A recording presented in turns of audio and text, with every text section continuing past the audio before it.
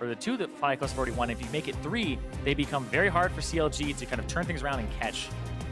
And I like that they banned the Camille right off the bat. Yep. Camille's actually a champion that was banned, first banned, pretty much, I would say, it was banned by 100 Thieves, and then it wasn't actually touched in the Cloud9 Golden Guardian series, but it was first banned by Echo Fox too, so it's something that's just popping up on some ban lists and not others. Certainly a very potent weapon when utilized well, so Camille will join Lucian and Lissandra as FlyQuest's first 3 bans. There's Cassio and Urgot.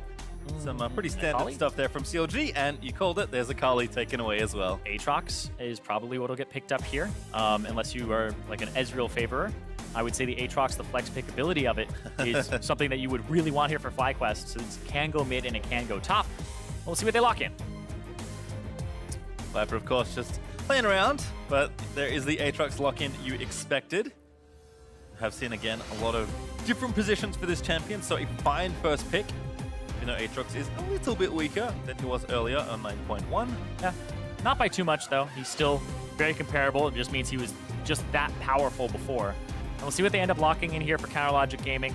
They could take pretty relatively safe picks here, like a jungler and the Ezreal, which with the Lucian banned away, yeah, even Doublelift was saying probably was expecting the Ezreal to come out from Bang last game, especially alongside Braum.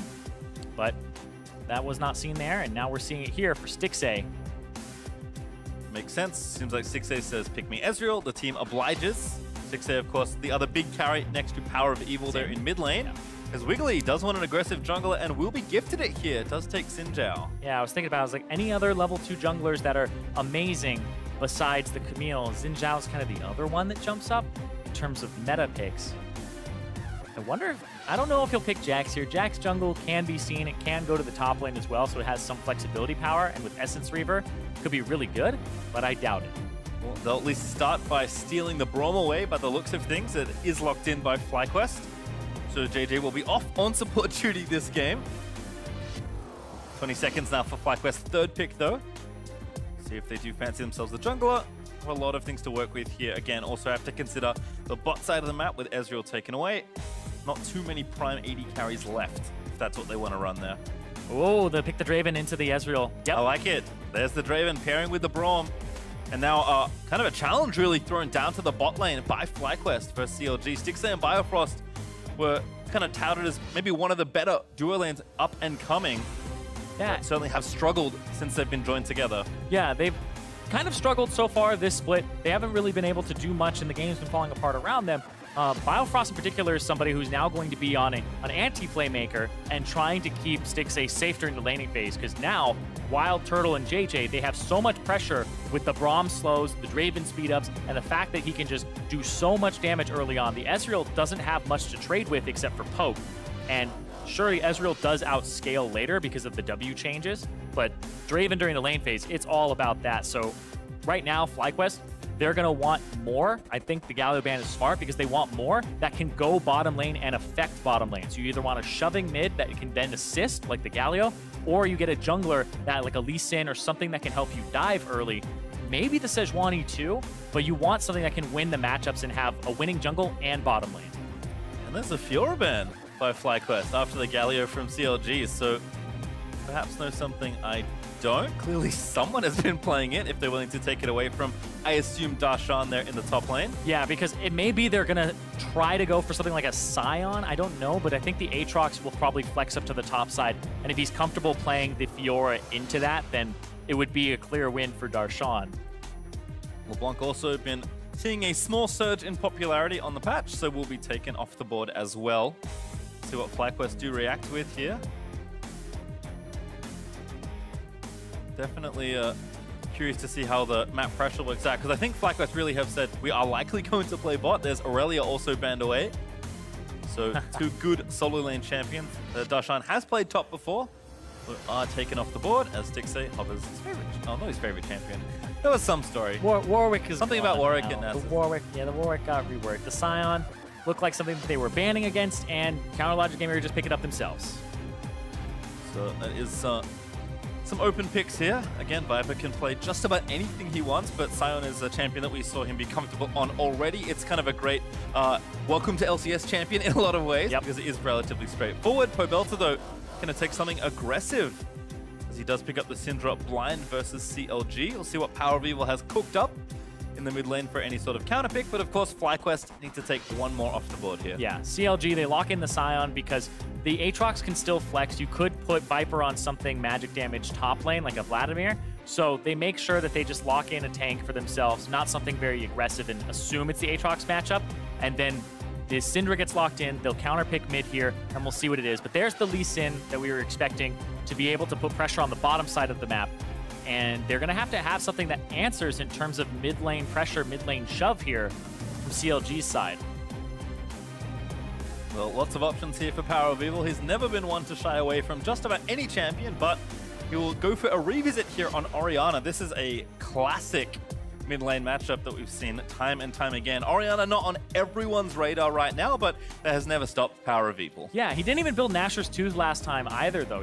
That was the problem. He strayed away from that build, and he ended up having the Morellonomicon, the Deathcap, the Ludens, and just not having the same impact in the game. There was one fight where he could have had a good shockwave, didn't happen, but here with Wiggly as the potential ball delivery system, Darshan as well, they may find some more success here. But I like that Power of Evil was throwing ultimates out left and right, trying to make plays happen, because he has been an addition to this team that they're trying to be a center of power from the mid lane.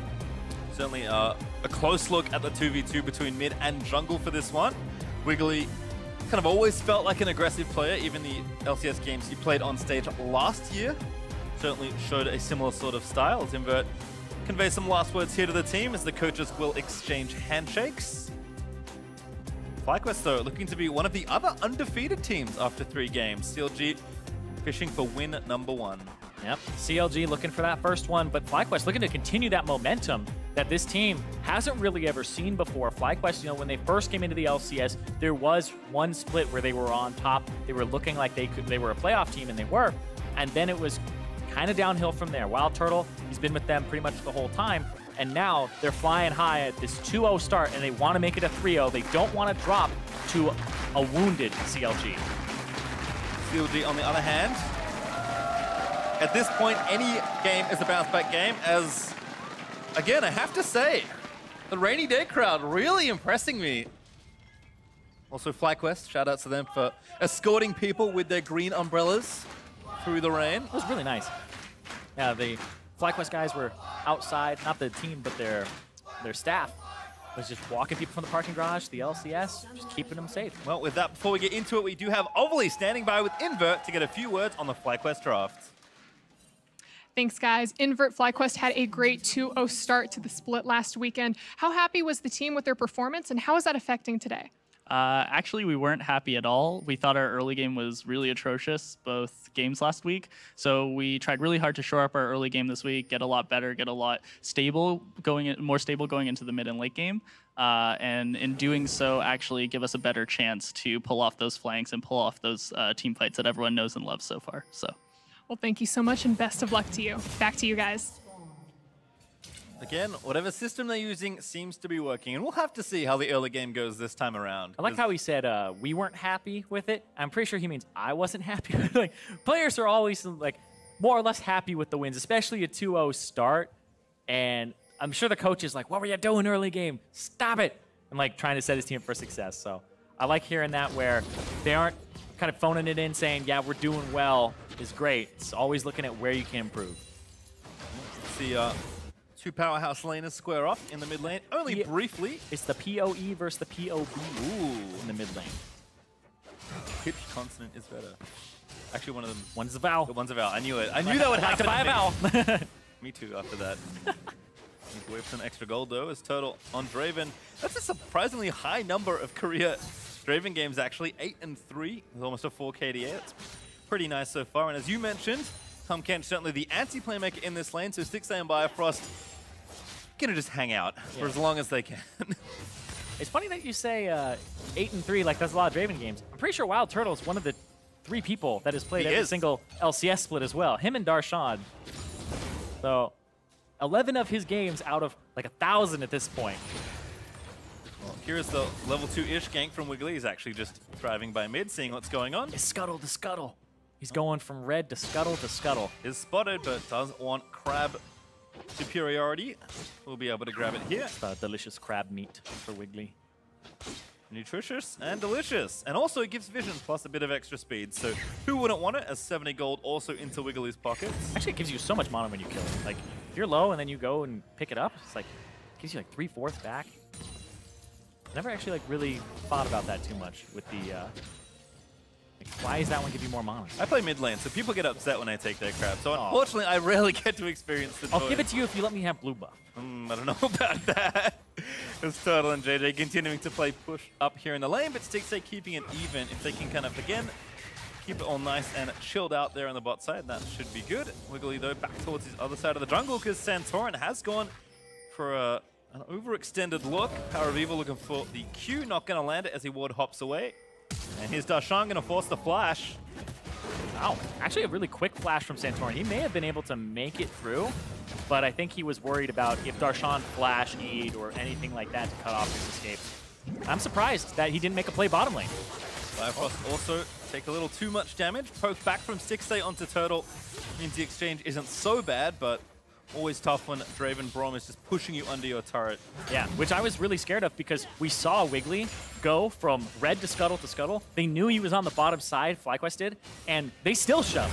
They could have been ganked there, but they're just saying that the Draven Braum 2v3 is probably still going to end up on top when the Xin Zhao's level 2. So it's really bold for them to continue to do that. But I feel like he just knows the limits of the champion, and he would skirt around that fight and play it appropriately. And he has the Conqueror too, which really does help and assist those early, that early poke and gives you that extra AD. Yeah, backup plan's not great either in the Draven Braum lane. You really do want to be applying as much pressure as you can. As Viper now in his 1v1 versus Darshan. Sion just, again, getting things pushing. Viper looking comfy so far, but don't expect too many fireworks without junglers here. Mid lane, though. Auto attack battle! Power of Evil. Getting those autos in. Orianna very good at winning those trades, and with the barrier and heal both up, mid laners will hold on to their summoners, but happy to exchange blows as they run their mana pools very low. Yeah. Out of potions. A jungler. Calling for junglers. This is where it's like, I like to phone a friend. Can I get a Santorin or Wiggly to the mid lane?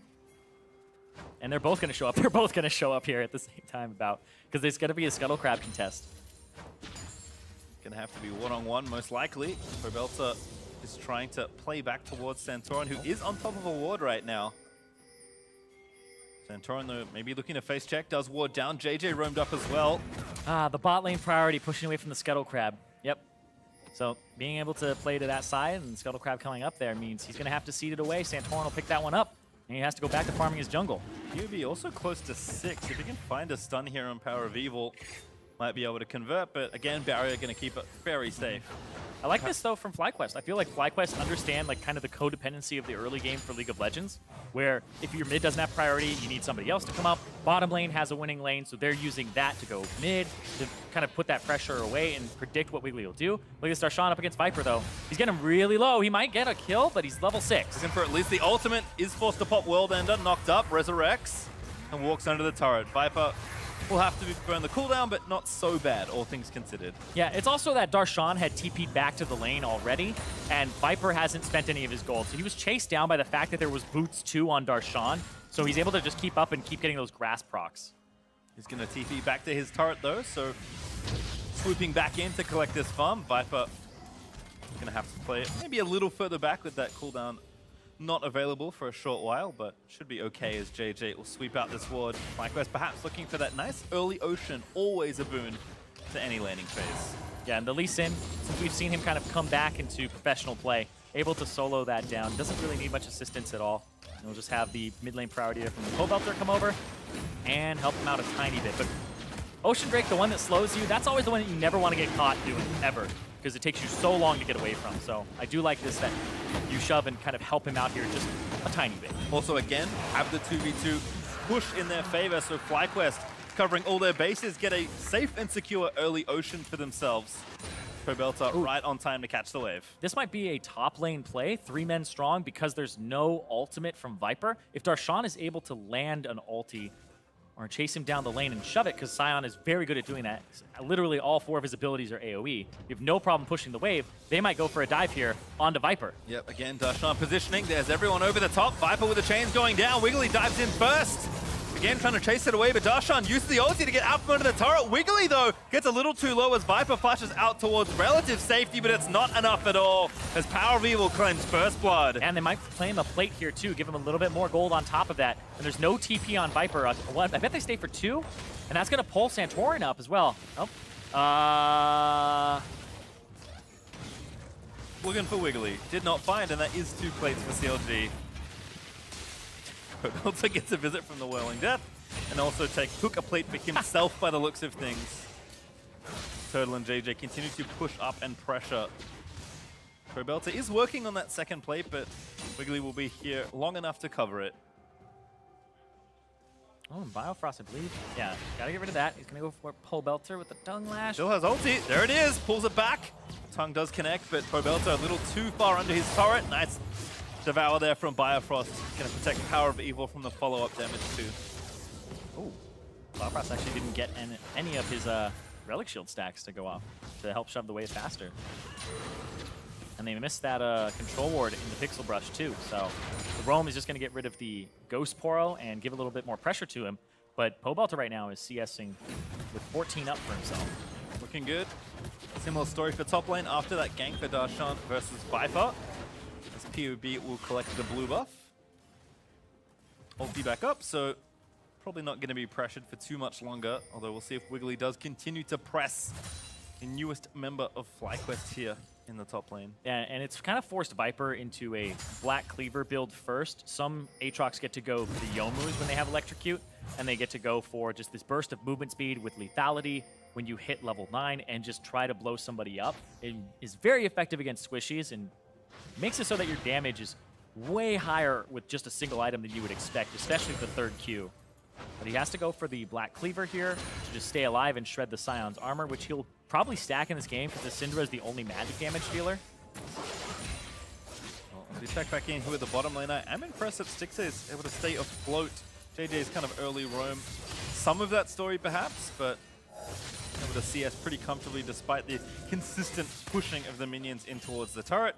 That does again though free up JJ to pair up with Santorin once more and get some vision down and try for these invades. Drake up in 2 minutes, but perhaps a camp up soon as well.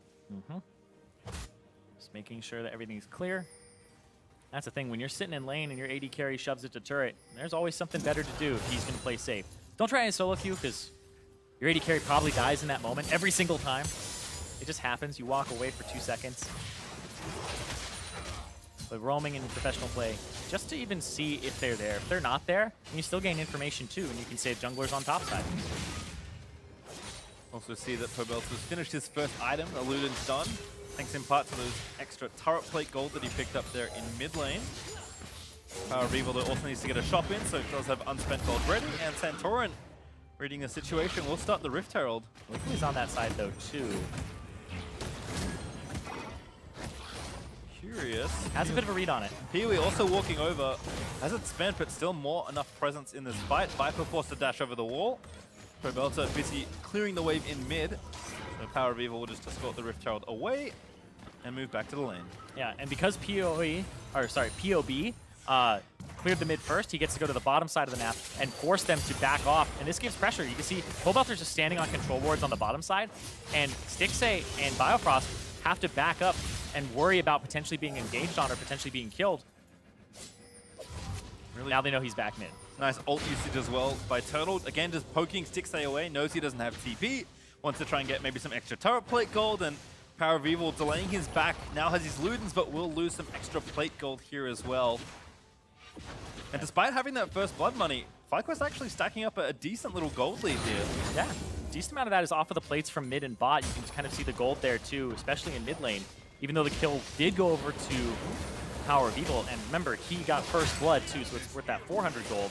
But there's even more here in these plates. They're just going over because this early game from FlyQuest, heard Invert talking about it, where he's like, yeah, the early game needs to be a little bit better here for the team. So far, looking good for him. Certainly doesn't mean you need to be diving under turrets, which is what I would think when I think of improved early game. Is that really what you think? Oh yeah. I cast LPL for like 4 years. That's exactly what I think.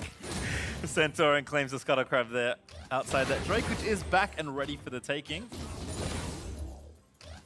Again, a pretty steady game so far for FlyQuest, holding 1,000 gold ahead for themselves. Wiggly clearing out the Rift Herald ward though, and will want to start the objective.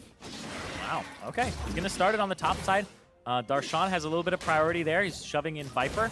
But the thing is that JJ is not going back to the bottom lane. JJ is running straight towards this area with Pobelter, with Santorin. And they're going to check this slowly but surely. Santorin, there's a W into the shockwave there. Signing and right in. Good ult there from JJ. Stuns too, as Darshan is forced to break his stopwatch. Here's Viper going to force Darshan away with the flashes. Biofrost going to try and get him out from the Syndra ulti. Viper's also dove in there, but can't quite latch the chain. FlyQuest, they look for a kill, but they will at least stop the Rift Herald. And that's a great roam from both supports. The fact that Biofrost was also in attendance there. JJ with a great ultimate to kind of stop Santorin from getting blown up or CC'd down in a combo. Really like that. That was heads-up play from both of them. Also 30 seconds left to collect the plate gold, so Wild Turtle going to strip what health he can from the turret. Same in mid there for POB. 1v2 right now, but Turtle feeling just fine. Pobelter not feeling so hot. Power of Evil flashing that W. Down. There's the heal down. Needs a little bit more damage. Last auto, not enough. Oh. The fact that he had the movement speed increase from the heal as well helped him get out of range from another auto. So if it was Power of Evil rocking anything besides a barrier, probably would have resulted in a kill there. But Pobelter still had his flash available too, so he'll be able to make a play on Power of Evil in return if he's able to get an ultimate off. Actually read the base there as well and stayed, so now he might finish off the turret. I mean, he's done that twice now. Very sneaky from Pobelter. Does actually claim first turret gold for himself, and a crucial one in mid there as well. He has done that multiple times here where POB goes, or I'm going to stay in this lane, and POE says, well, I'm going to back because I think that you've backed. And honestly, it's resulted in a lot of plates for him in that first turret too. 7 plates to 2. Over 1,000 gold for FlyQuest. Basically, most of their lead that we saw after that first blood kill was in those turret plates. Now, of course, up a bit more because they finished off the structure. Looking at about 2,000 gold ahead for FlyQuest here in this mid game. Oh! Couldn't even steal the Gromp. Santorin calculating there as 6-8 wasn't quite able to finish it off with True Shot Barrage. And again, action around the Rift Herald, which is still up for the taking. JJ continuing to roam up here alongside Biofrost as Viper finishes off that Scuttle Crab. And Santorin is busy leashing blue for Pobelter. Yeah, but right now there's also a lane swap too from CLG. They've put Stixay on the top side and Biofrost to try and make sure that they can get a Rift Herald or even just pressure there. And they've given up the bottom turret to do so. So in this time that Wild Turtle is going to back and buy and run to the top side of the map and swap, there really hasn't been anything done for CLG except losing that bottom turret. Viper going to go back now and move his way over. Good stun onto Wiggly. Q Lantern, Santorin, Biofrost with a great devour. But maybe now he'll be the one in trouble. Gets tagged up. TP from CLG going to be matched by Fly. And there's JJ with the ulti. Needs to hop away. Forced to burn the flash. They'll go back in. Wiggly is so low, but the ulti keeps him alive for just a touch longer. Viper now resurrected after the shockwave by Power of Evil. And no one miraculously dead in that exchange. So close for Wiggly. He lived with a sliver of HP there after the kick from Santorin. And he just gets pushed right out, and he just walks away, and oh, nobody. Almost got Viper too on the bottom side, but it wouldn't have been enough to kill him either. You can see Viper is also walking back over there. Actually burnt the, did TP in. Now on cooldown, so back towards bot lane for him. As you mentioned, things are swapped up. And still that Rift Herald ready to go. 3-ish more minutes for teams to try and take it. Does feel like the objective is pretty squarely in both sides' minds, but FlyQuest with that gold lead, and it just feels like a bit better map pressure so far. Well, you know what's funny is it's always hard to measure the value of Ocean Drakes, but if you think about even just the way that Pobelter got shoved out of mid lane by Power of Evil, and then Power of Evil had to back and Pobelter didn't, Ocean Drake is the answer. The fact that they have 2 Ocean Drakes kept them in lanes during this extended laning phase and allowed FlyQuest to not have to back after these fights, right? Viper just goes straight down bottom lane. We see that Pobelter, he's able to return to mid even multiple times, just off of the first one too. So the Ocean Drake has actually given FlyQuest a lot of map presence and made it so they don't have to back as frequently, and they're more likely to shove their opponent out of lane and stay, and then get a better back timer off themselves. Also, Rift Herald is being started by Santorin. FlyQuest with more people here right now, and no TP for Darshan, and him not moving means that I think CLG are forced to give this up. Santorin going to collect it, and we'll see if they ride straight top lane to try and take the final outer turret. And for FlyQuest, name of the game right now is early game with Wild Turtle, trying to get Santorin going too on this Lee Sin. And for CLG, it looks like it's going to be wait, scale. Our Xin Zhao didn't pop off early game, so they're waiting for multiple tier items to come through for Stixxay, for Power Beebles Orianna to synergize with Wiggly later, and for Darshan to scale up and just get kind of that infinite stacking HP on the Scion. So the late game would bode well for CLG, but the early game is definitely in favor of FlyQuest right now. That does feel like a really good test for FlyQuest, actually, whose earlier victories were comebacks. See if they can close before they get rubber banded on by CLG's comp. Well, see if the training has paid off.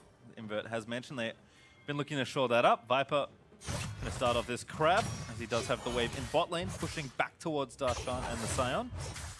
It's also a Cloud Drake up for grabs in 30 seconds, and Baron will spawn for the first time in 1 minute 30, with Turtle having 2 items. Pogolta likely very close. His Morello Nomicon, but does have Sork Shoes plus Oblivion Orb for a lot of current power. I think FlyQuest will be happy to take any sort of even exchange. Yeah, it's actually a big spike there for Pobelter, who didn't even have to go for something like Merc Treads, and Power People did.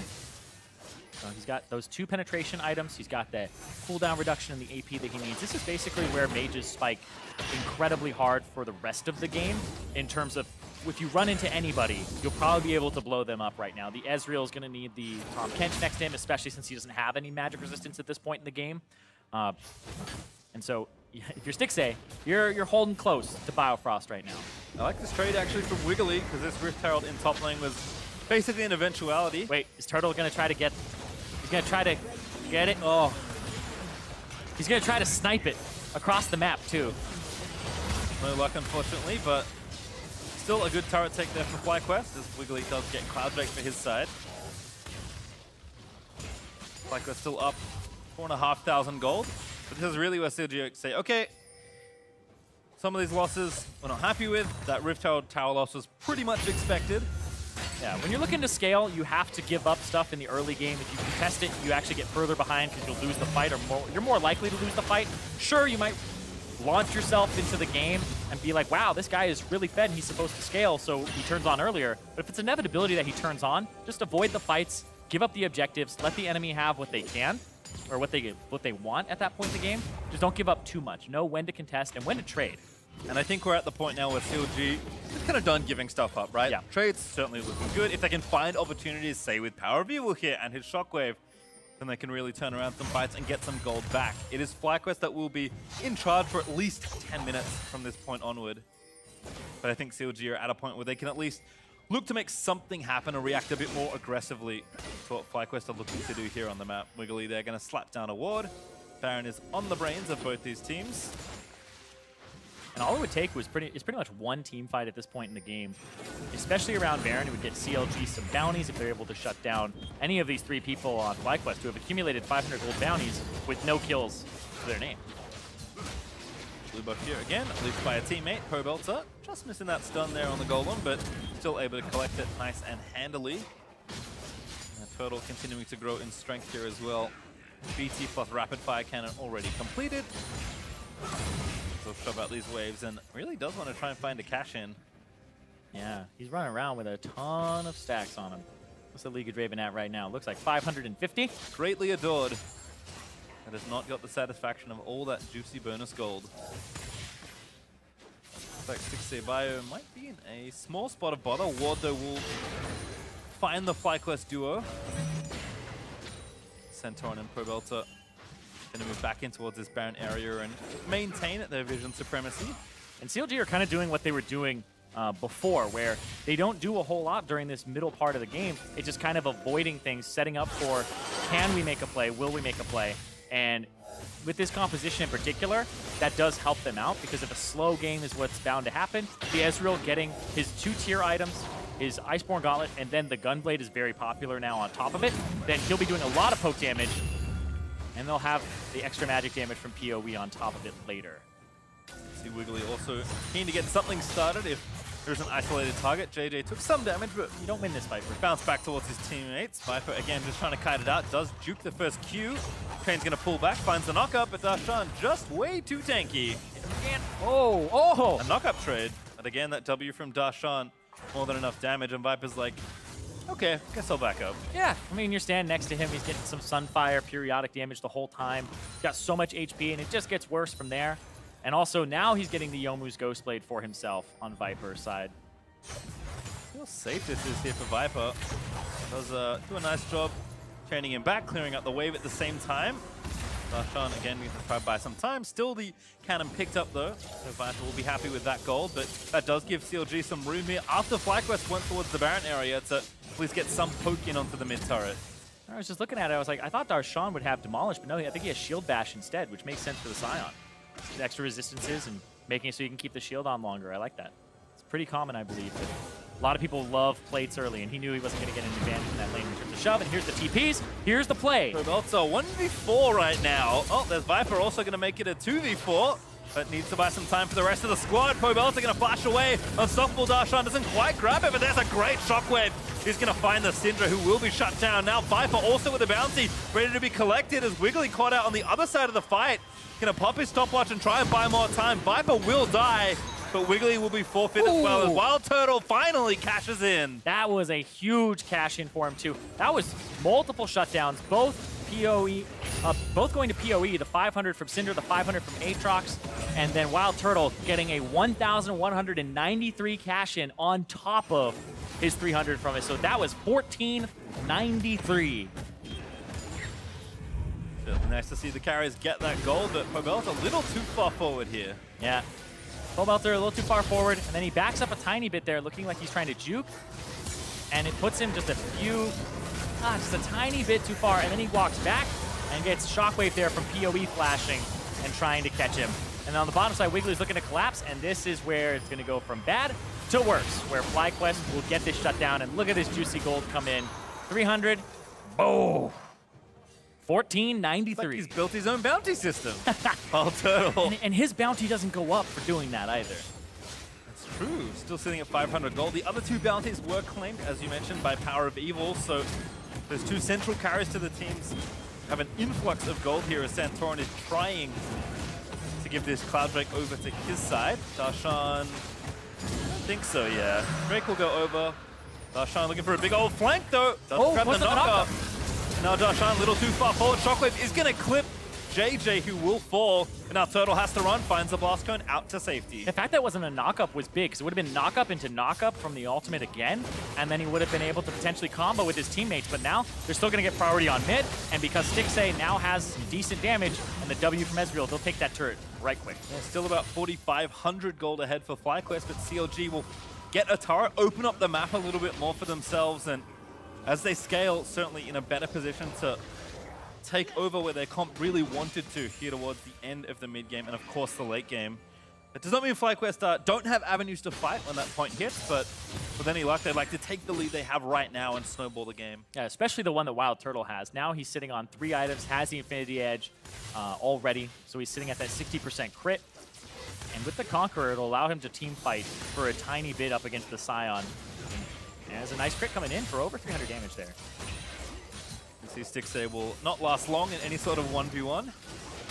FlyQuest, again, continuing to use their advantage and gonna sweep out vision around the Baron. Pobelta approaching level 16. Dings 15 as he takes blue buff for another time. Santorin there with that control ward as they look to push their vision deeper into the jungle. It's funny to think about, too, because CLG, they brought on Power of Evil and like, we need to carry from the mid lane. He's got all 4 kills. This is the game that Power of Evil has the potential to carry on this Orianna with all of the kills to his name, and the fact that he's up against this team where he will scale really well into the late game versus. So you're looking at the newest guy for CLG besides their jungler Wiggly, who actually, no, I guess it's still true that PoE is the newest guy to it. Wiggly was already with them last split for a tiny bit. But yeah, this is where PoE, new guy, needs to step into those carry shoes that everybody knows him for back on Misfits days, even before that. Viper is forced to go back down to the bot side as Darshan was threatening the turret. But of course, the eternal quest for that first Baron continues as the teams will dance back and forth. This time it's CLG that have the vision. And it's a very delicate dance, too, because if FlyQuest mess it up, CLG are completely in the game. And if CLG mess this up, then FlyQuest will just snowball too hard for them to potentially stop. So nobody really wants to take that risk just yet. They want to kind of secure more things around it, potentially that top turret for CLG to make them more comfortable, but now they're getting all this vision and taking over the jungle. Yeah, Darshan was spotted, so no flank there for the Scion to try and start a fight here in mid lane, but FlyQuest will push the minions back here in mid, playing very carefully around the Baron. Viper takes down the Crab for a bit of right side vision.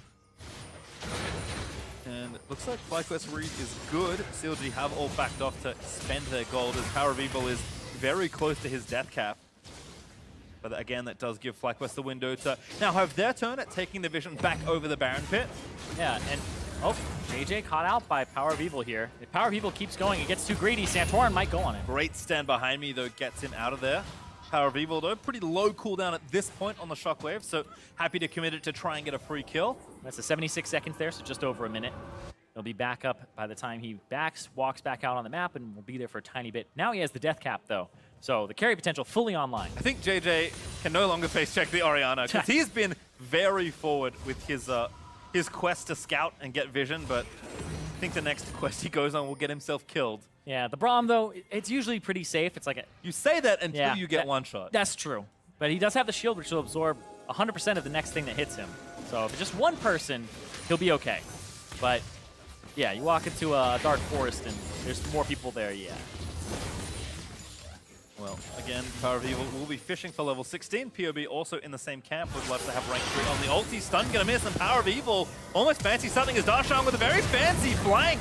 Gonna get himself knocked up by JJ. Bio Abyssal Voyage is under the turret to try and start something. CLG with a creative tower dive, but it does not pay off. And Darshan actually read that Pobelter was going to flash to the other side of him, started the charge up of the Q, and would have landed a follow-up knock-up if JJ didn't buffer his ultimate and stop Darshan. So that was actually really big, because Darshan had the read, but JJ had the interrupt.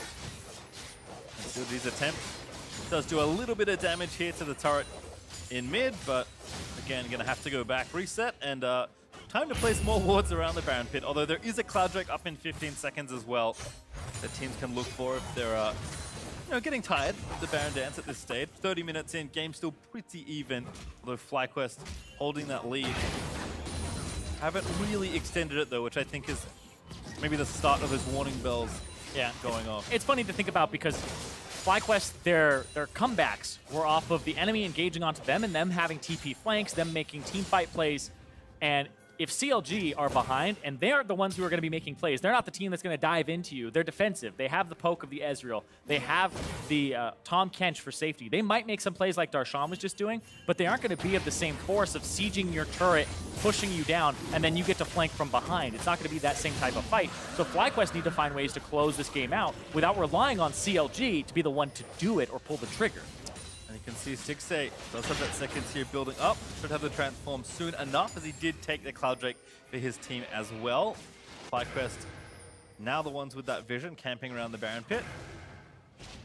FlyQuest being patient, hoping someone does a silly face check, but CLG no better than that at this point. You have 2 blue trinkets as well between their mid and ADC.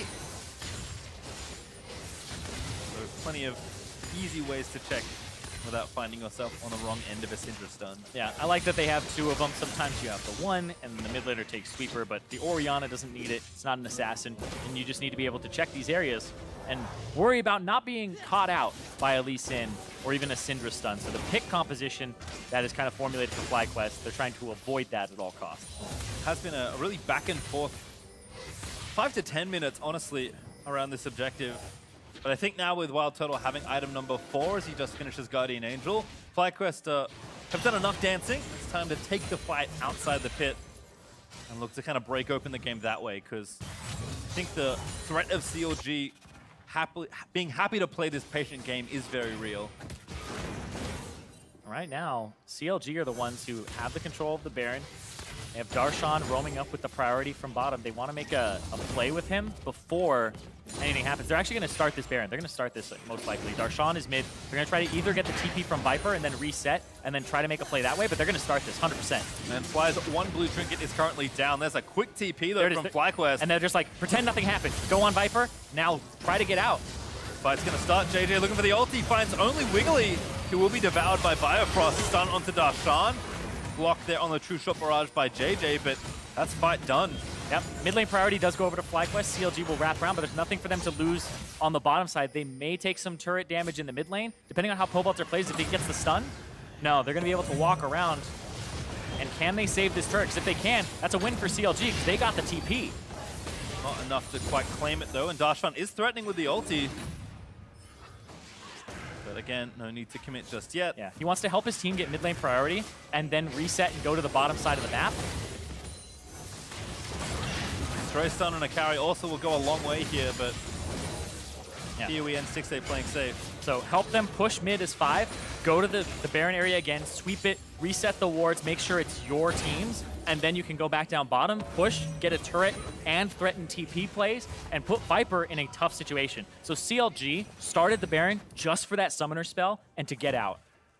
We'll see how, if they can capitalize now.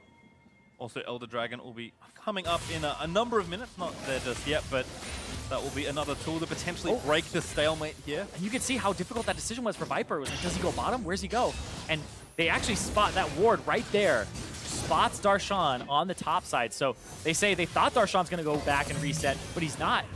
And that ward helps him out so much. Total's blue trinket also confirms that the Baron has in fact been started, so CLG will pull away, if only briefly, as they'll now start it once again. But FlyQuest have enough room in mid to push through here. That is a super pesky ward that has not been swept out. I believe that both sweepers are available for CLG, and they just haven't thrown it down in that area. Yeah, they both are available. Teams continue to play safe here, though. As FlyQuest walk back in, take down the control ward, and will force CLG to readjust around the map. And again, that stalemate breaker I talked about, the Elder Dragon, is up in a minute. So all of a sudden the choices get a lot more difficult for either side. As FlyQuest looking to stay on the map just a touch longer and knock down another turret if they can. Yeah, they'll get this mid turret because there isn't wave clear here. Nothing present.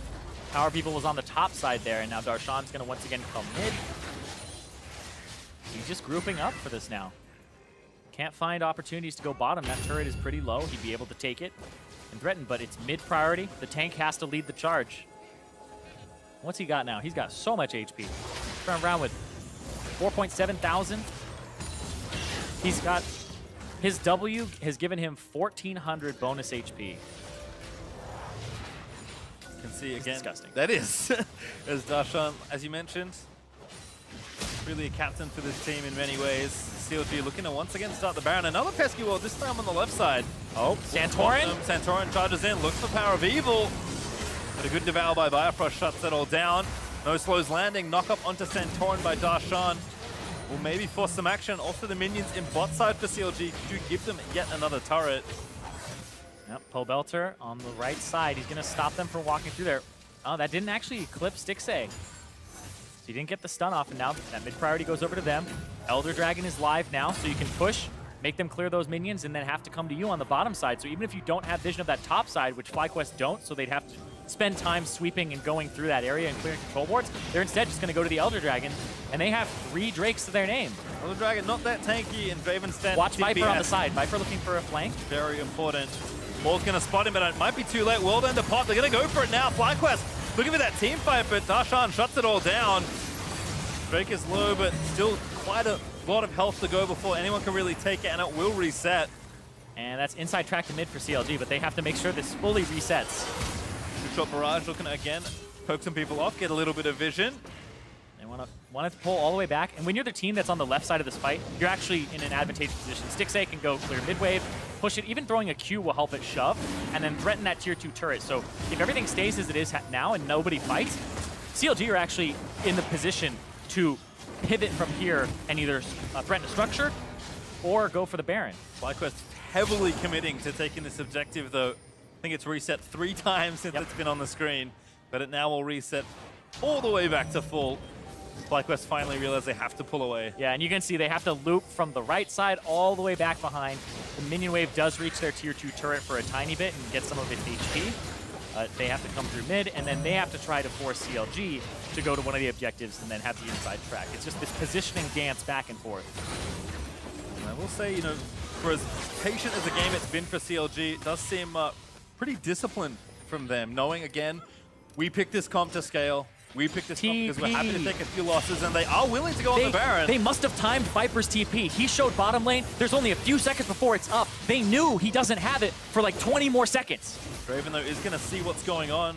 Without the blue trinket, had to commit the ulti, but I don't think they've got enough time to get in there, and that will be CLG just waltzing back into the Baron pit to take it. FlyQuest, though, looking to trade away the Elder Dragon, which they should be able to get. So I said that these objectives would break the stalemate. Unfortunately, we're going to trade and stay very even. Yep, but remember the Elder Dragon, the first Elder Dragon does not last that long in comparison to it. It's a bit longer, but there's a minute where you don't have it here versus that Baron. So I like that play from CLG because they get a lot of gold from it. I believe it's worth more to get the Baron than it is to get the Elder Dragon. You have to get more off of that. And then the shoving of the waves is very important too. And remember, Baron buff at 20 minutes, very different now in terms of the resistances that it gives minions. It has to scale up through game time, but we're already at almost the 40-minute mark here for the Baron. It has been a very elongated game between the two teams. This Turtle is going to try and clear out the Baron-empowered minions. Use our full build as well. Can trade out the boots if he wishes, but not going to get much stronger at this point. Both sides try and find a way to just break open the map or a team fight. FlyQuest, we expect them to have the kind of level of coordination that we've seen in their first two games, but their comp isn't quite as straightforward, let's say, as CLG's. Yeah, I think that's a great way to put it, because straightforwardness in compositions is like clear go buttons, clear get in there, the Galio ultimate to kind of back people up, the Camille ultimate, this is your target, Sejuani, same thing. It's a little harder to navigate the fights and make something very quickly happen. Not easy to execute either, in terms of having a Lee Sin or an Aatrox run at you and make a play happen. Even the Braum, it's like you really have kind of keep away, engage. It's really interesting. You're kind of using like disengage as engage. See the big chunk from True Shot Barrage there onto Pobelta. He'll just walk back away as the map once again resets. I do say I like the plan from CLG, like at a philosophical level. Give your big voice, your captain, the go start all the fights champion in Sion. Give your carries their comfortable carry champions that you know they can pilot well, and just play simply.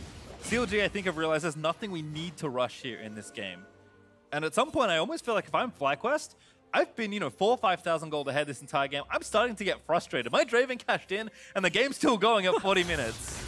He cashed in, but they weren't able to do anything about it. And now, his Baron power play actually almost even here, but they still have a minute to go. Yeah, you can just see it's going to crest over and be a negative Baron power play here because the minion waves, and Viper on the side is picking all of that gold up by himself. Does feel like the game, despite that gold difference still existing, has effectively equalized between the two teams. Elder Dragon will wear off. Baron will be off in about 50 seconds, and we'll look to play for Baron 2. And of course, you mentioned the first Elder, not that great. The second Elder, though, that's a good one to get. And remember, it comes up even sooner now, too. You don't have to wait that. Was it 10 minutes before? Something ridiculous. I don't even remember. I erased it from my brain because it was so long. Well, FlyQuest just transitioned from mid to bot side, looking to try and take the easiest turret, I suppose, left to take.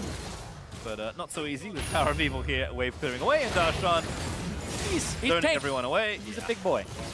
Still has Stone Plate, by the way. Yep, didn't need to pop it, just for a little bit of poke. And of course, Warmogs will tick him back up to full health. And he's got almost 5,000 HP. He's at 4874. So they're about 130 away from that. And the 5K mark, that is where you really cash in against this team that doesn't have a true tank for themselves, which is something interesting when I was looking at Stixay's build, where Stixay has the Blade of the Ruined King and not the Gunblade. When the Gunblade is more favorable against squishy targets, the AP and AD really go into Ezreal's ratio on pretty much all of his abilities have, I believe, AD and AP ratios. That'd be very favorable for him, but he goes for the Blade of the Ruined King, which is better against tanks, and they don't really have one. Viper forced to flash away. Good shockwave there from PoE, who rode in on the Abyssal Voyage by Biofrost. Will resurrect, he'll dash over the wall. World Ender did not time out, so now FlyQuest here to try and save their boy. He gets knocked up, he gets shut down. And that's a long 5v4 for CLG. They had to kill him 3 times. That was World Ender into Guardian Angel into Finally Dead. So that's a first kill for CLG in a long while here. Thankfully for Viper, despite the minute-long death timer, the big buffs aren't up for a minute 30 or so.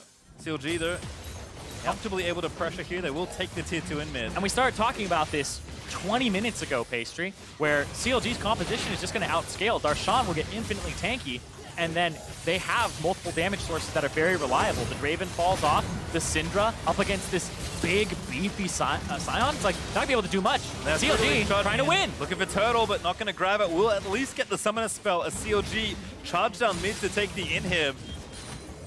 Viper back up in 10 seconds, but CLG up towards the Baron area. And there's still a minute on both of those objectives here. CLG, though, getting that inhibitor.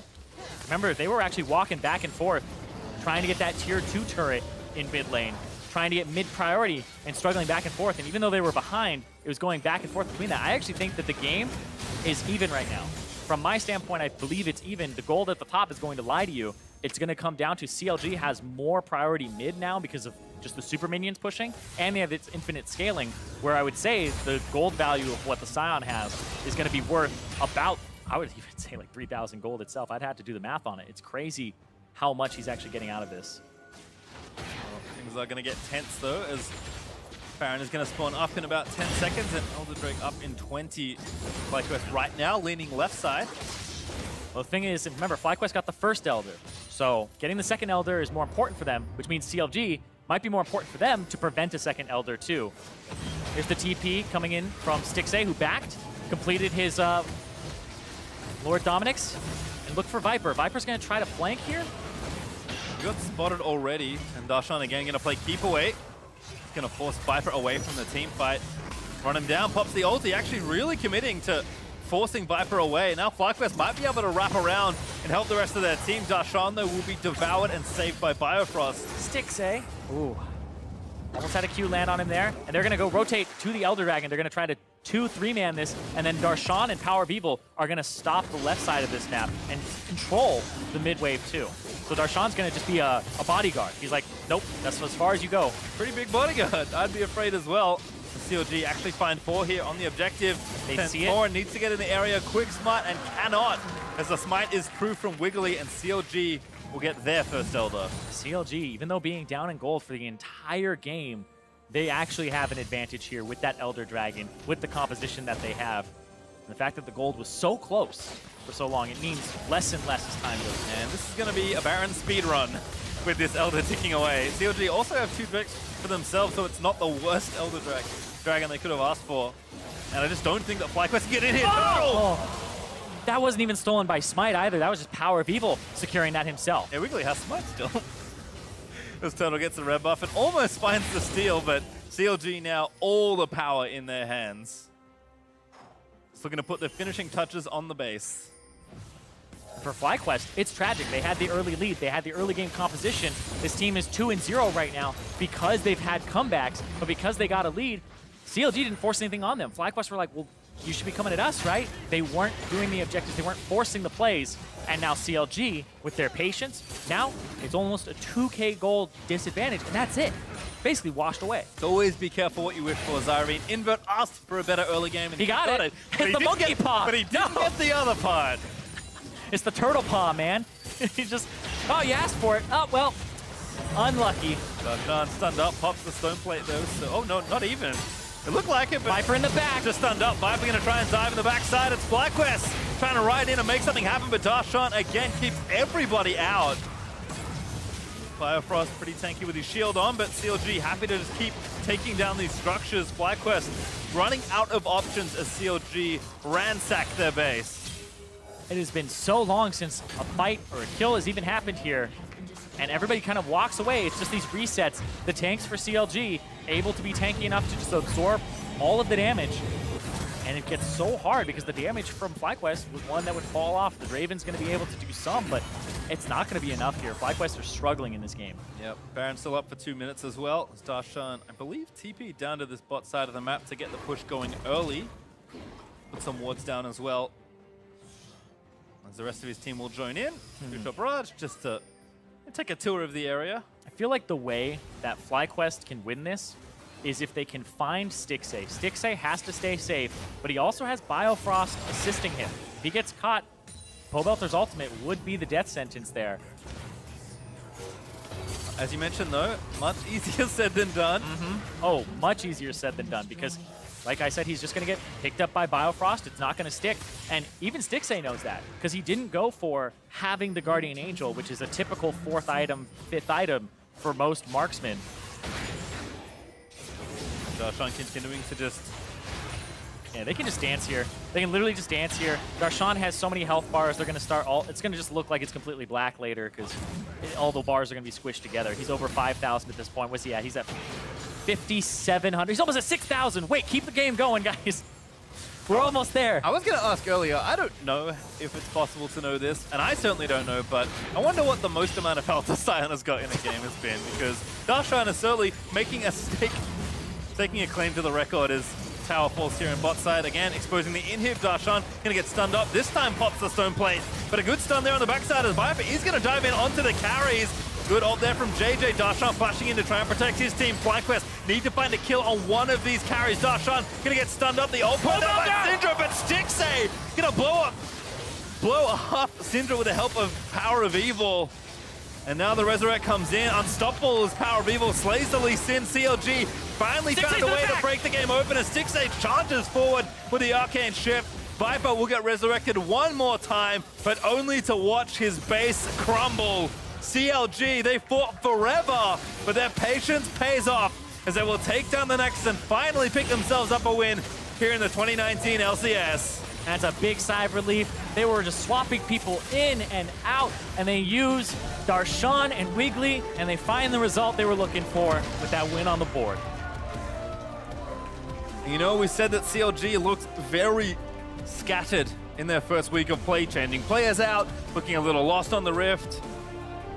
We did say that, you know, something had to happen. I think this shift is just something simple, effective, not thrilling to watch at all times, let's say, but the Let Stixxay scale strategy has been in the playbook for CLG for quite a while, and this game it certainly did work. Yeah, it absolutely worked for them. And we were talking before is CLG kept trying to make these plays happen over and over again in their previous games with Fallen Bandit, Wiggly, even Moon and Darshan when they were playing with them, and they weren't working out. Here, they opted into just macro play it slow, force FlyQuest to be the ones to make things happen. So FlyQuest have a lot to look at in terms of pushing an advantage they get instead of playing from behind, and CLG get to kind of celebrate the fact that they were able to hang on, scale, and play it slow, which is something that when a team is coming together and trying to put a new mid laner in and get the styles aligned, it's all you can ask for.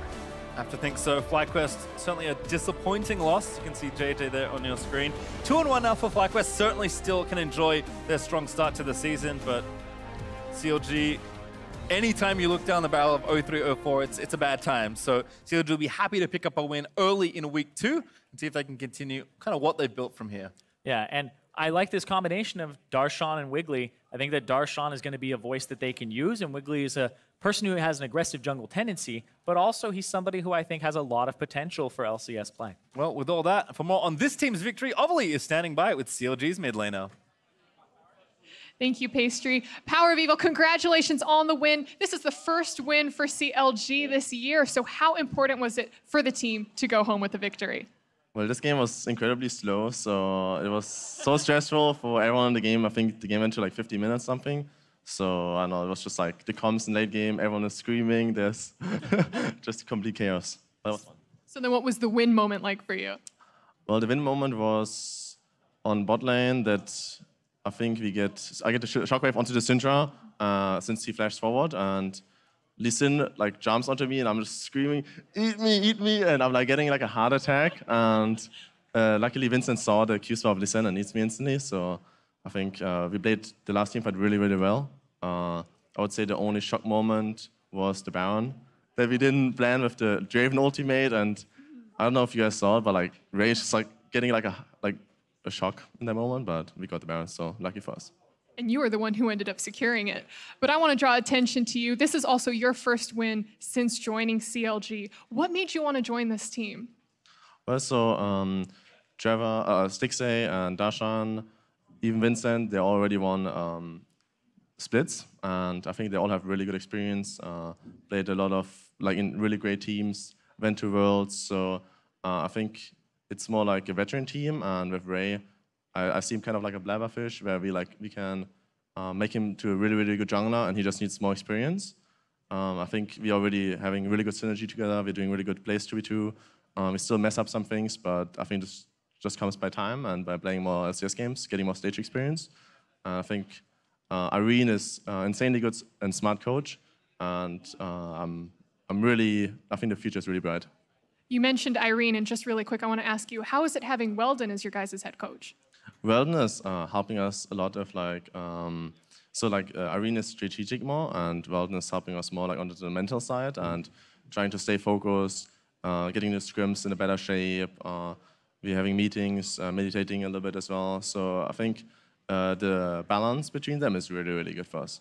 Well, PoE, thank you and congratulations again. And for more on the game, let's hear from the State Farm Analyst Desk.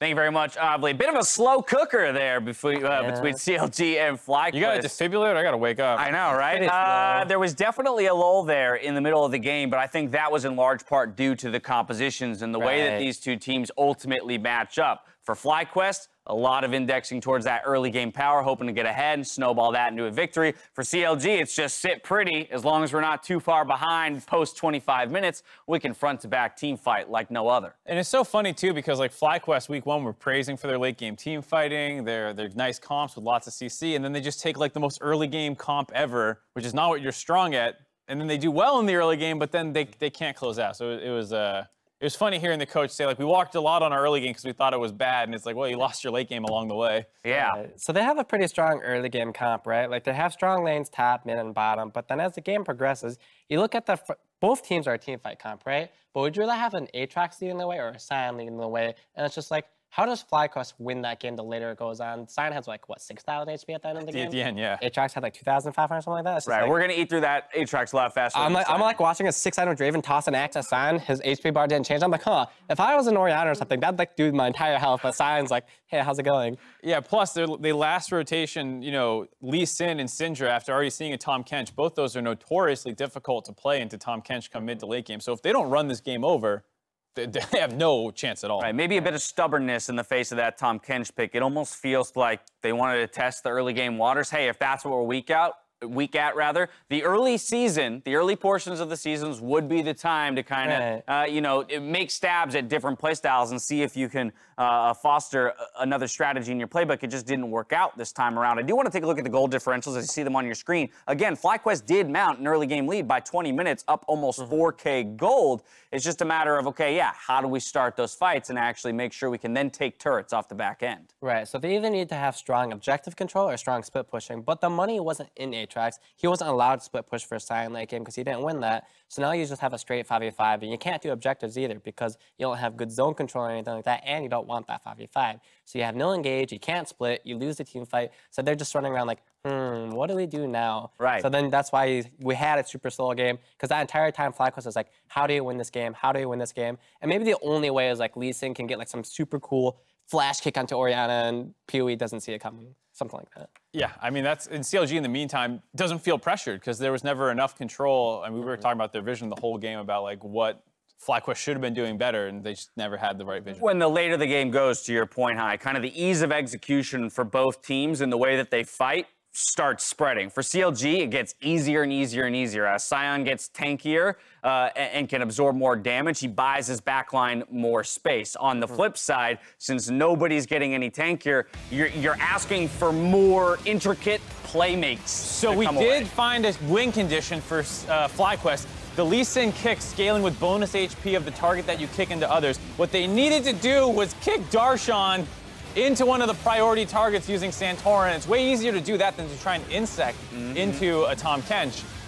They didn't do that win condition, though, and that's why they lost the whole game, James. But this is a perfect example right here. You see CLG just kite back out of the base. That's fine. We'll absorb the damage. We'll absorb the damage as FlyQuest, they're basically throwing everything at the kitchen sink to try and get one kill onto a priority target. It doesn't happen at this point, and it's an easy closeout for CLG. And so with that, I think one thing we got to recognize is CLG picks up their first victory in week 1, where it looked disastrous in week 1 in that 0-2, along with all those roster swaps. Remember what we were hearing, some of the logic behind looking for data points and swapping the top side of the map.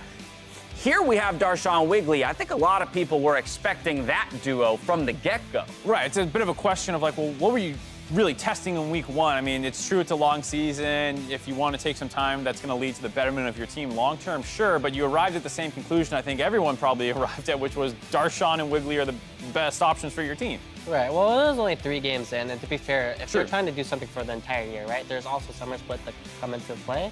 So I would say we give them time. They have a new coaching staff. Let's see what they can do. And, you know, they're 1-2. It's not the worst. I've been in a worse position than that before. Absolutely. For the side of FlyQuest, though, I do want to talk about where this leaves them because they suffer a loss to an 0-2 team after an impressive 2-0 week. So, of course, we'll be tracking them tomorrow to see how they bounce back from this loss. But as well, I wonder, would you condemn FlyQuest if they went towards another early game style composition tomorrow?